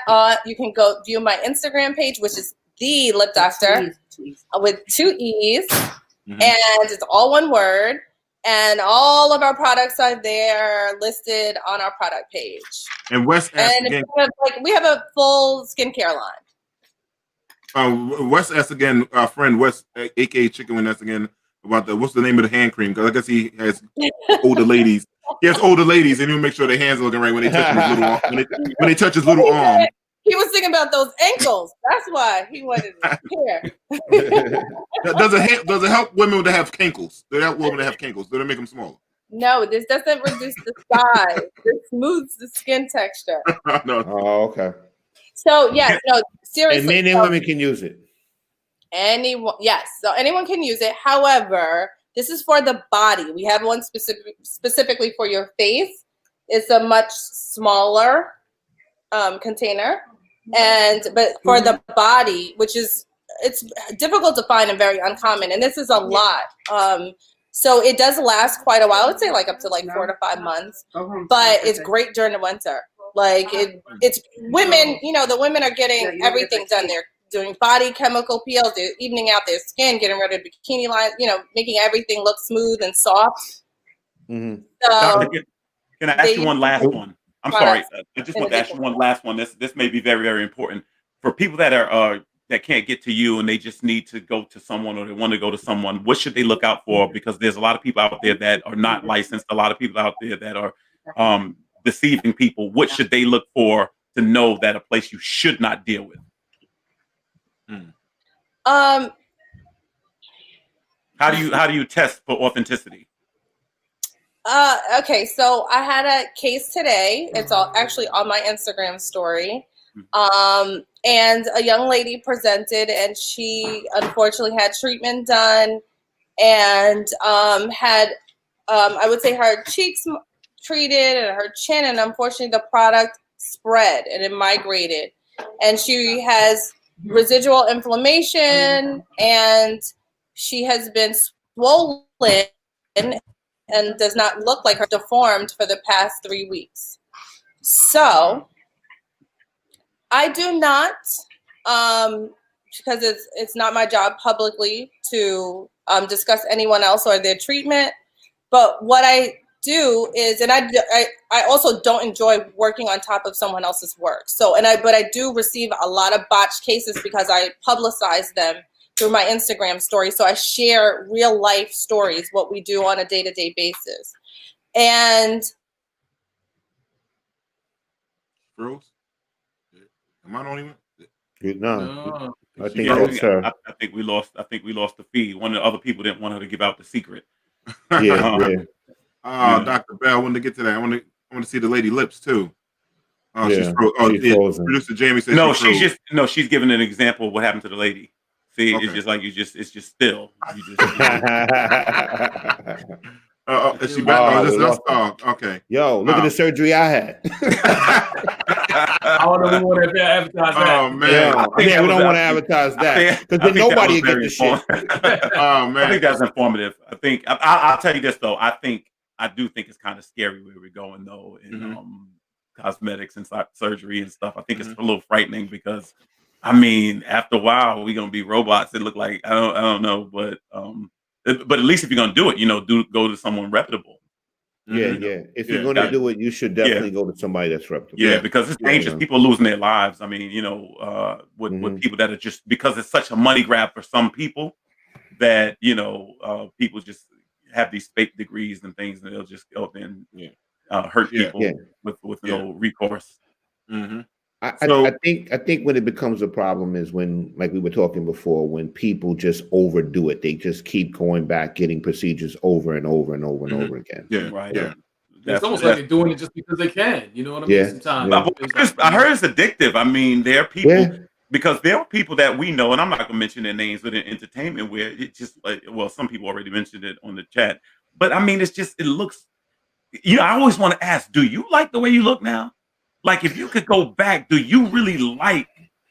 I mean, some people are 2 and 3 shades lighter than they were. Some people, they just almost look disfigured. And I'm saying, eventually, I don't know that there's any more skin left on your frame to do anything. You know what I mean? It really looks, and I think part of it is, and that's what I've been trying to get at all night is, if there is something internal unhappy, I don't know that the external fixes it. You know what I mean? I don't know that fixes it. And I think people need to try to figure out, because if you're unhappy inside, you're broken inside. I don't know if the exterior is going to help. It may deceive the world and make them look at you different for a moment. you know, I'm sure we all want to look good in our own right for whatever that looks like. You know what I mean? But I just hope people really, you know, take in consideration what this means to go through some of these procedures. You know, because I don't know. If we got it back. She's back. Oh, Bell. There you go, Doc. There you go. Okay, you back. Oh no, you don't want to see me. There we go. There we go. All right, cool. All right, we lost you for a second. Somebody, like Kelvin said, the haters were coming in. They didn't want you to reveal the secrets and stuff. They were. Yeah. So, what do men come mostly to see her for? Yeah, that's what I would say. That's the question I want to ask. Men? What do men? Yeah, what is your biggest procedure that you do for men? Right now, men love facials. Okay. They love teeth whitening. Mm-hmm. Botox, usually because their wives want them to get it done. We call it Brotox. Brotox. Okay. That's good marketing. That's great marketing. Great marketing. And believe it or not, number one, and all my male friends harass me for this one, is body. Mm-hmm. They love getting those abs done, the M sculpting, and the cool sculpting. I'm coming over there. I'm coming over there. What is that exactly? I'm sure. We might have to come a couple of times. You honestly, you guys would love it here. You have so much fun here. My staff is still here. They won't even leave. They love it. I see them.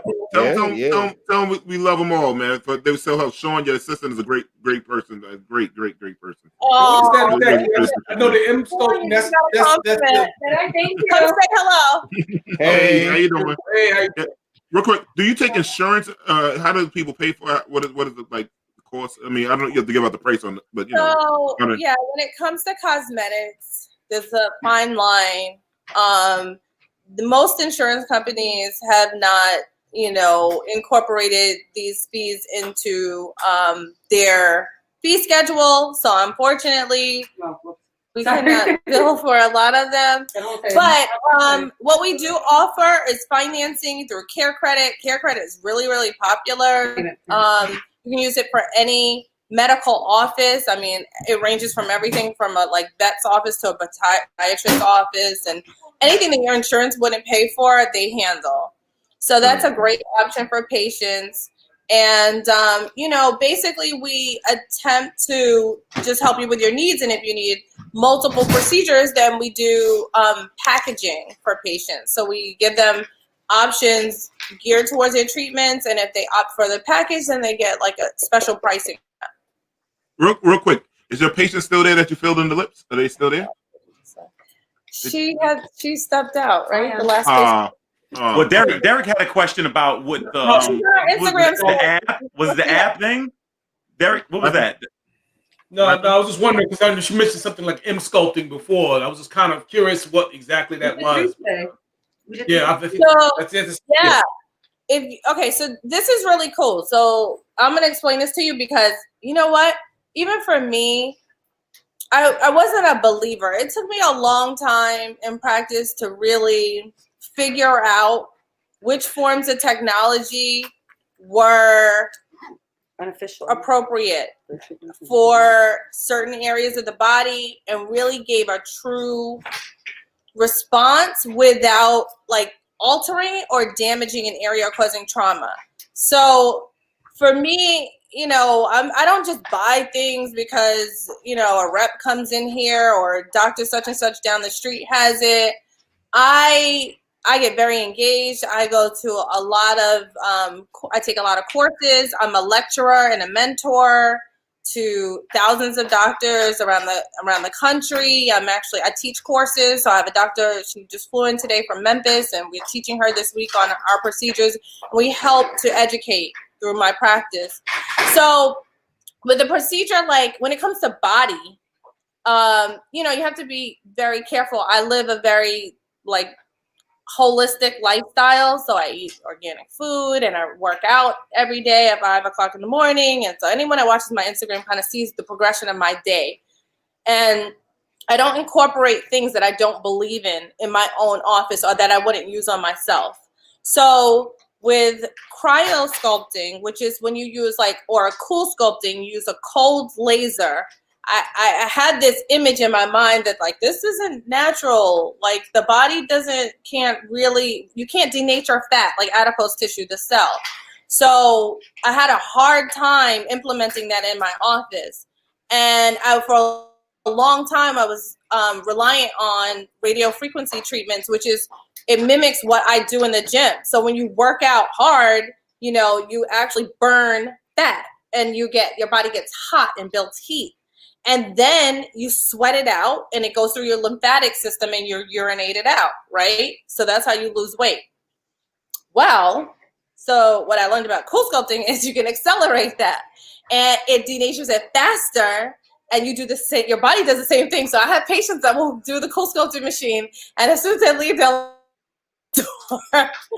and they're like, Dr. Bell, I had to like pee as soon as I left your office, I was doing a number 2 all night. And so it promotes the body's, it just accelerates the process and it promotes the same effect. And then M-sculpting, which is awesome. So what it does is when you work out, like I do these sit-ups, and every time I do sit-ups on Instagram, I'm like, here we go, like my worst procedure of the day, I'm about to do these sit-ups. What it does is it pulses on the muscle and it basically replicates you doing steps, like literally thousands within minutes. And it doesn't hurt, but it, you know, puts pressure on the muscle. Like the patient feels it. We had 3 people on that machine today, and it's very effective. They all left like really tight. They could feel it. You do have to do all these procedures in a sequence. So it's not one and done. So if you have like, if you're not going to dedicate yourself and put some time into it and marry that procedure, don't bother, because then you're not going to get the result. You'll have it, it'll last for a day or 2 and then it's gone.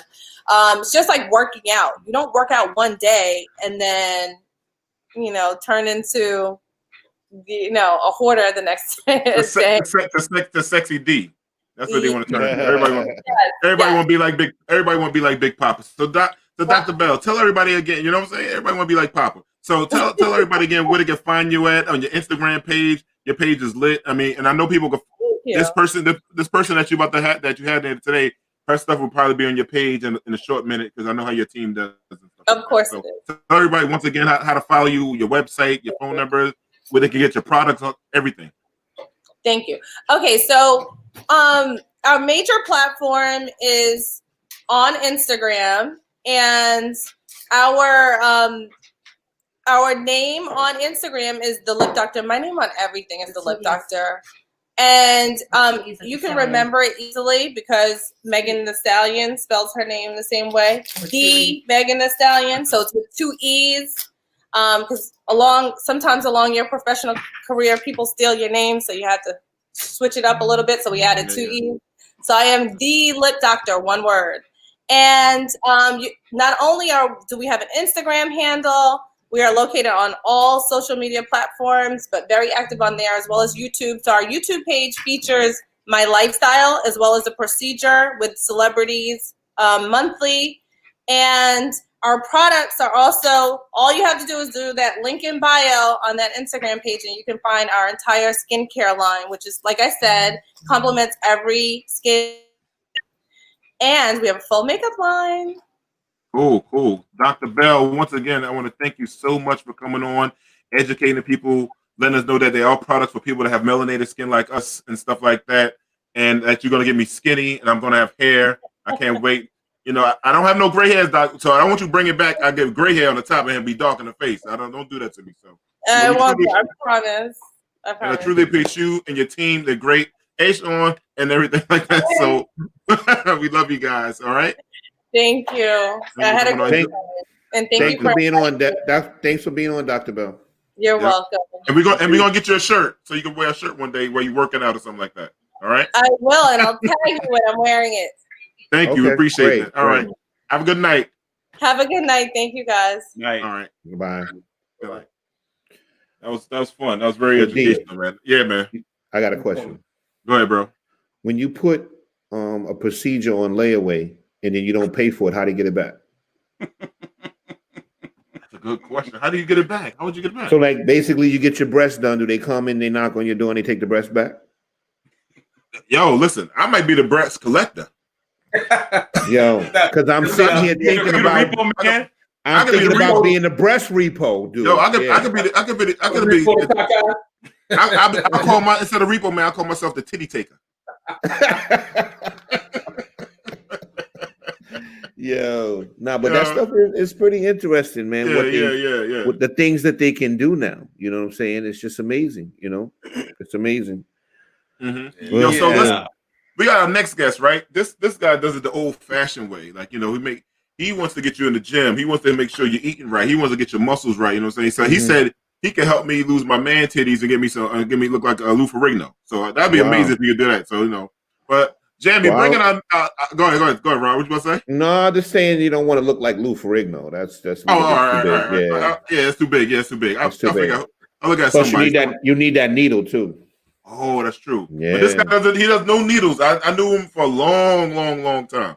So, Jamie, bring in our next guest, the trainer Leon. What's going on? What's up, man? What's up, brother? Thank you for waiting for us, man. We had some technical difficulties with our glass, so you know, we're gonna make sure. I'm glad you was patient with us, brother. It's okay. And listen, I might call him Leon. I know him as Poppy, so sometime I might slip in this interview. I'm just telling people now. This is the same person when I say Poppy. That's Leon. So welcome, brother. Welcome. So thank you for having me. Thank you, man. Listen, man. Welcome, man. So Leon, you did it the old-fashioned way, like with your workout regimens and stuff like that. What do you tell people when they first come meet you and they look like me and they want to get like sexy, like a Chadwick or somebody like that? What do you first tell them? Well, the first thing I tell them right off the back, that this is it's a journey. If you looking, I train mostly women, so like especially in the beginning, I used to get like a lot of people that would inquire about working with me. They would tell me something like, "Oh, can I lose 15 pounds in 3 weeks?" And I'm just like, "No, I'm not the trainer for you. I'm looking for people who are looking to make a lifestyle change, not, I want to lose 20 pounds because I'm about to go on vacation.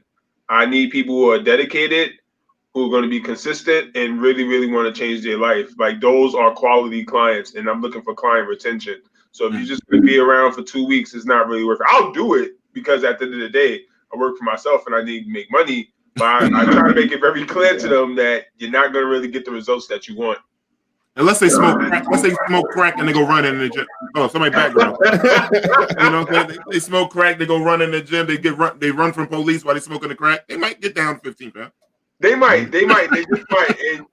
And Mr. D, I used to work at Pennsylvania Ave, so I'm pretty sure there's a couple of people in there like that. Listen, I'm gonna bring something up about Pennsylvania Ave in a minute, but we're gonna keep on going with this. I'm gonna bring this up before the night is over. We worked in the hood, so it's some funny stories. So I know a lot of people say the best way to lose weight first starts in the kitchen. So you can tell people. Can you explain that to people when they say that? Yeah, absolutely. The hardest part about going to the gym, especially if you're working with a trainer, and I also tell this to my clients too, the hardest thing is once you leave the gym. Because when you have a trainer, I kind of like, believe it or not, I kind of consider myself like a cheerleader. I don't know if I'm being too modest or not, because my clients, they'll thank me, they'll say, "Oh, I couldn't have done this without you," and I just tell them, like, you did all the work. I just sat here and rooted you on and cheered you on. But the hardest part is when you go home, because when you go home, that's when you have to have more discipline. You got to know not to eat the junk food and, just eat right. Eat right. Everything comes down to eating, because you can't out-train a bad diet, point blank, period. Leon. Yes. How you doing, sir? How you doing, man? I'm doing pretty good. How long would you recommend a person working out a week and also staying on a diet in order to lose a substantial amount of weight? Well, I don't like to necessarily use the word diet, because diet sounds so restrictive. Like, listen, I like to have my fun, and I eat Chinese food from time to time. I love ice cream. Ice cream is one of my favorite things.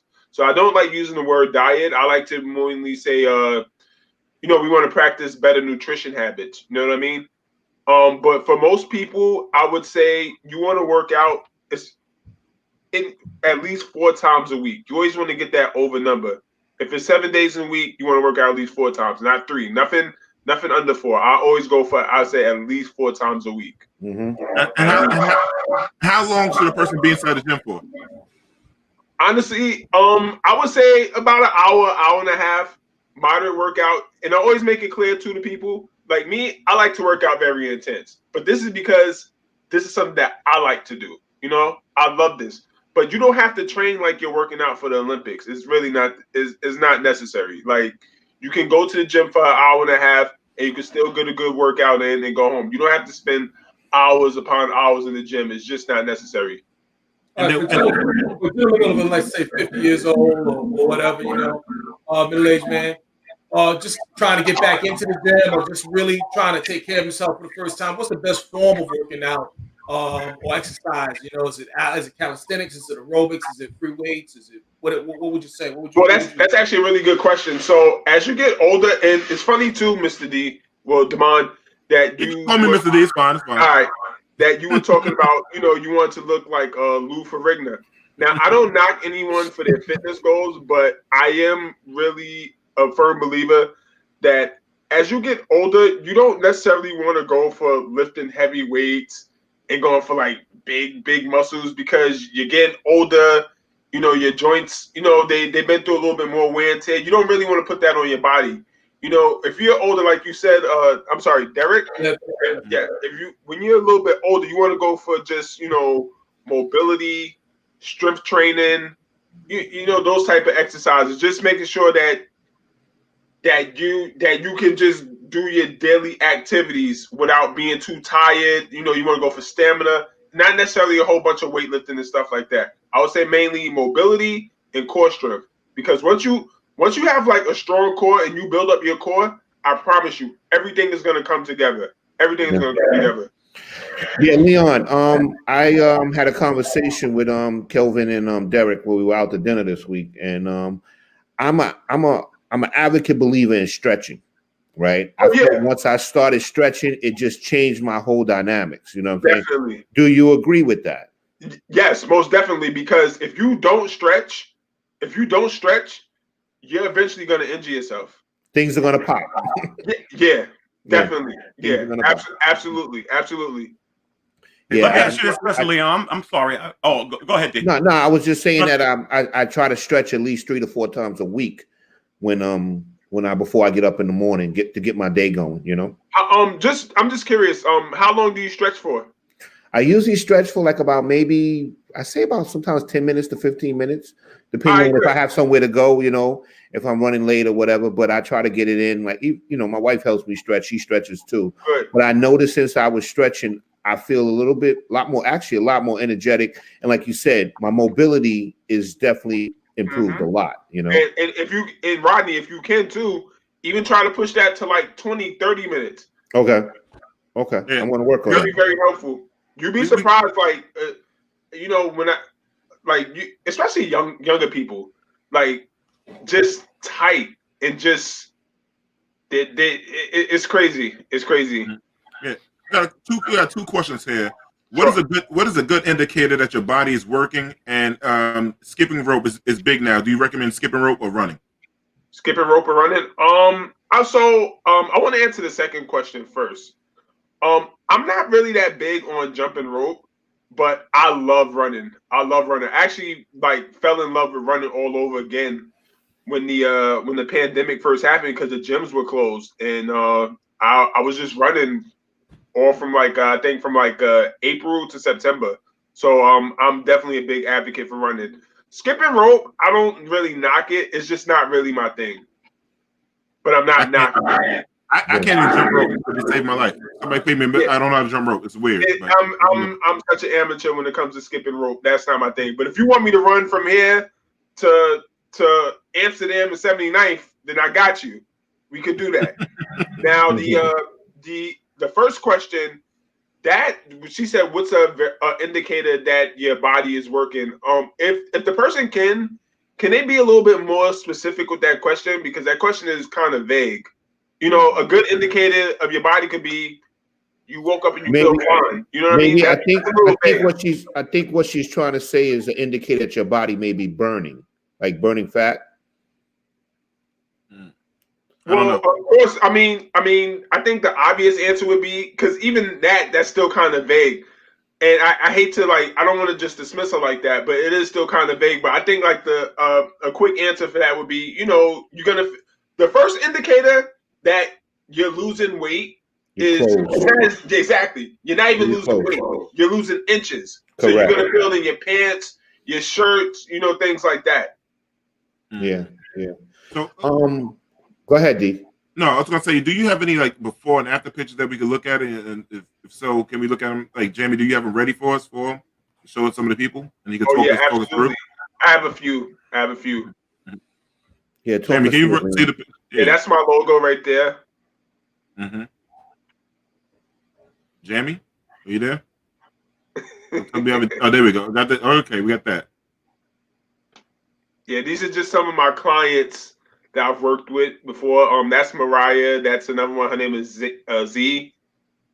I see the change. Yeah. That's actually my niece, and that's not from today. That was actually from November. That's me in May when the pandemic first started to July. So that was my own before and after. That's somebody I can help get ready for a wedding. That's one of my other clients. She didn't want to show her face. Down 22 pounds. That's another one of my loyals right there. And that's another client of mine named Debbie. Smiling faces right there, man. Yeah, and that's just me working out in the park. And that's me just getting some of my t-shirts. Leon, I think the person may have been asking, how do you know that your workout is working? Oh, that your workout is working? I think that's what they may have been asking. Okay, well, you want to see you want to see how you feel after a workout, okay? Because a good trainer doesn't mean that you went to the gym and you thought you were about to pass out or you had to go to the bathroom and throw up. A good especially in the beginning, good trainer is not going to kill you. Exactly. Yeah, not going to break you. He or she is going to assess you. They're going to see what your strong points are. They're going to see what your weak points are, and they're going to work on that. They're going to build you up from the ground up, and then you're going to start doing, the workouts that you might want to do. So I think to answer her question, it would be more so, how does she feel after the workout? Does she feel better about herself? Is her mood better? Does she want to come back to the gym? Is that right there? I think that's the main thing. Do you want to continue to do this? You know what I mean? Because that's another thing I tell one of my clients. You have to enjoy working out somewhat, because if you don't enjoy it at all, you're not going to do it. Who's going to keep doing something that they don't like to do at all? That's right. Nobody's not going to do it. You have to find something that you enjoy about it. So if you leave feeling good and you're like, damn, that was good, I want to come back, then you're definitely on the right path. I always want to know about the pecs. It seems like I could get arms to go up if I do it, but the pec situation, I always thought it was about push-ups and things, but the quintessential body type I liked was like Jordan in his prime, just to be cut, to be lean and to be cut. And I always used to hear that it's less weight, more repetition. But I think people like myself, I've never really been part of a gym. I don't know what to do in a gym. So what is the starting point? Is it just to do push-ups or some chin-ups? What would you suggest to a person that's not really a workout freak? Well, somebody that's not really a workout freak, I would basically take them through the basics. In the beginning, a lot of full body exercises. And then as you get more and more experience, then we could kind of break it down. We can break it down into like a upper body day or lower body day, or one day we'll just focus mainly on core. I'm really not a fan of, and I don't knock the people who do it, but I'm just not a fan of, today we're just doing chest. It's a chest day or it's a back day. I feel like that's a really, really outdated way of working out. And it's just not it's not beneficial to people. It's you can get way more results when you work out, when you structure a workout around your whole upper body, as opposed to, okay, Kelvin, today we having chest day. It's useless in my opinion. You mentioned something earlier that what you like to do is run. You mentioned that. You know, that was the thing. So let's say I'm a gentleman right here, I'm 50 years old, but let's say I have plantar fasciitis. All right, I do something from that. What do I do to get some of those same benefits? You know, well, Derek, plantar fasciitis, that's really light, man. And it's you need to do what Rodney is doing. Honestly, you got to start stretching more, because I was dealing with that when I first got back into the game with running. Like, I remember one night I woke up in pain from plantar fasciitis, and it usually comes down. It's just a stiffness in your calf. You just need to stretch out your calf and your ankle. That's all it is. You just need to stretch it out. And I know it's just. I hope I didn't just kind of brush you off like, no. But that's the answer. If you're telling me that I have to stretch better, you know what I mean? Yeah. And that's one thing that I do acknowledge and I don't do. You know, I'm telling you, you stretch and you stretch consistently, it'll definitely get better. And just make sure that you got a good pair of shoes. No, absolutely. My old trainer, he did help me stretch a lot, and it did make a huge difference. So I kind of fell off. Yeah, even it's funny. Even at one point, I had a trainer, and this was even when I was training people, and he used to always laugh at me and just be like, "Yo, get some new fucking shoes." You know what I mean? So shoes, they're really important. They're really important. Leon, what do you recommend? Recommend some shoes. Like, what's a good running shoe? What's a good working out shoe? A bike riding shoe? Anything? Well, the shoes I use right now, I use different shoes for different days. So when I'm doing a lot of conditioning exercises, or I know I'm just a lot of jumping around and stuff like in the picture you see, usually I like to just get a pair of sneakers that have protection around my ankles. Can I just grab a pair of shoes real quick that I can show you that I love? Real quick. I'm about to get right. I can tell y'all I'm about to get right. Don't see me in July. Don't see me in July, brother. Kelvin gonna get a sexy on. I'm gonna tell you right now. Great bodies are built in the winter. You see these sneakers right here? Yep. I think these are my favorite pair of gym sneakers ever. Why? Because they protect my ankles when I'm doing a lot of jumping. They're wide enough for when I squat. I feel like these are the perfect gym sneakers. Now, when I'm running, Nike has these gym sneakers. They're called the Nike Renew Run. These are really, really comfortable for running right here. Very, very comfortable. I don't know how good you guys can see it, but they're really, really comfortable for running. Yep. Is that gel in the heel? I don't know if it's gel, but I know that it's very comfortable. And me, I'm a heavy guy. I weigh 225. So when I'm running, how tall are you? I'm 5'11". So I pound hard on the ground. So he's saying he's heavy at 225. I'm trying to get down to 225. Yeah, exactly. 225 is like a dream. Yo, for me to get down to 225, I have to be born again. How much you weigh right now? Oh, I'm not even going to say that on the air. We'll talk about it after the show. Fair enough. Don't put me on the spot like that, Leon. so Leon, I got a two-part question. Sure. Does it make any difference with people? Some people pay these high-end gym prices like $100-something. Some people go to the $10 Planet Fitness and all the other ones that we have around. Does it make a difference on the type of gym to get the result? In my opinion, absolutely not, because I've been to some of the worst gyms, and I've also been to gyms like Equinox before. Now, granted, Equinox, of course, the customer service is 100 times better than a gym that's located in a bad area.